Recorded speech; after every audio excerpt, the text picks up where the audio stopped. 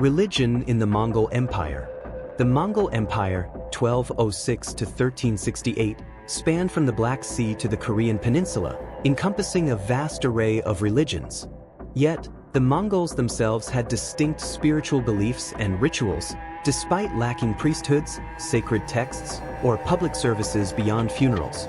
Their faith combined shamanism with ancestor worship and a reverence for natural spirits tied to fire, earth, and water.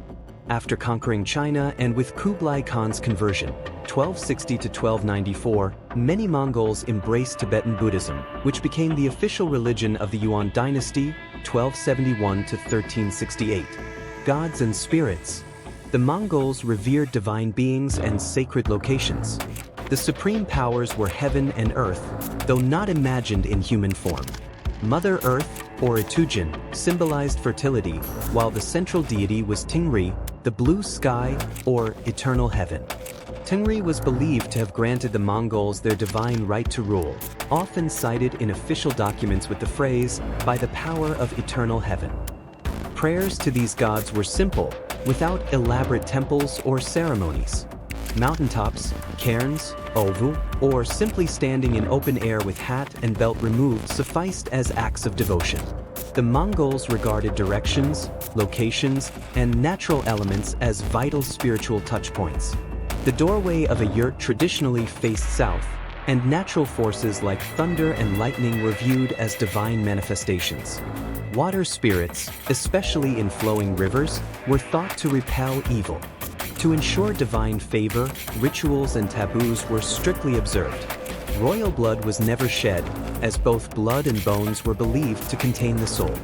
Washing or urinating in rivers, stepping on a yurt's threshold, or placing a knife near fire were all forbidden.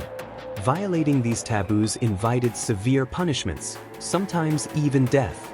Purification rites, such as passing between two fires, were performed on offenders and foreign ambassadors to ensure they harbored no ill intent toward the Mongol rulers. Shamanism.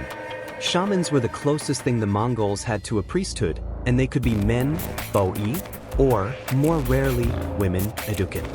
It was common for shamans to pass on their role and skills to their children, though some became shamans after a near-death experience or by showing a special sensitivity to the spirit world.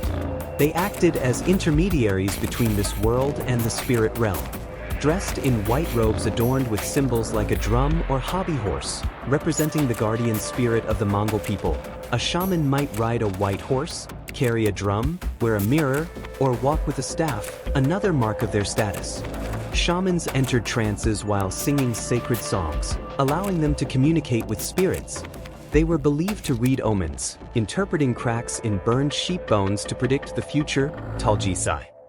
Some called upon powerful animal spirits, like bears and wolves, to guide them through the layers of the universe in search of lost souls or stolen property. Shamans also performed exorcisms, freeing troubled spirits for their journey into the next life. In warfare, they identified favorable dates to begin campaigns and advised on attack strategies. Another skill attributed to shamans was controlling the weather, particularly summoning rain for the often dry steppe. They were also seen as healers, restoring troubled spirits to their rightful bodies and blessing newborns, herds, and hunting parties. Shamans were even consulted in the election of a new great Khan. Those who succeeded in their predictions gained immense prestige, sometimes rivaling tribal chiefs. However, too much influence could be dangerous. Such was the fate of the shaman Kokchu, whom Genghis Khan had executed by breaking his back, avoiding bloodshed that could trap his spirit in this world.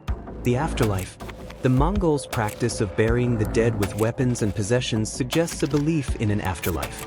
Leaders received elaborate tombs, often in secret locations near sacred mountains like Birken Kulden.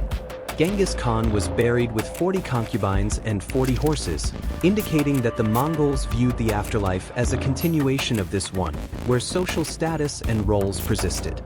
Physical needs were also considered. One tradition involved disemboweling a horse and placing it above the grave, likely as an offering to Tengri, whose symbol was the horse. Mongols believed that ancestors, Anghat, were not distant but actively watched over their descendants. In gratitude, people made small food and drink offerings at meals.